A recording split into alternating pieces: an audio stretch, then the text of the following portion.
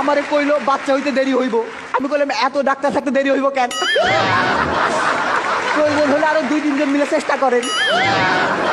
আসসালামু আলাইকুম। শ্বশুর আব্বা আমারে এসে কইলো তোমার শাশুড়ি তো টেনশনে একবারে মৃত্যু পথযাত্রী। আমি কইলাম যাত্রা শুভ হোক। এক ভদ্র মহিলা এসে আমারে কইলো আমার পোলা তো 3 মাস হইলো হাঁটতেছে। আমি কইলাম হাই হাই ওরে আটকান, বহুদূর তো চলে গেছে। আমার বউ আমারে ডাইকা কইলো খুব টেনশন হইতেছে যদি একটা কিছু হয়। আমি কইলাম আরে একটা কিছু হওয়ার জন্যই তো আনছি। আমি কইলাম থাকো আমি বাসা থেকে আসতেছি। কইলো তা আগে তোমার শালি আসুক। আরে তাইলে যায় লাভ কি? দিদা আমারে কইলো বাচ্চা হওয়ার আগে টক খাওয়ান লাগে, এই ধর তোর বইয়ের জন্য 1 বাটি আচার নিয়ে যা। আমি কইলাম তাহলে আমারও 1 বাটি দাও। দিদা কইলো আরে না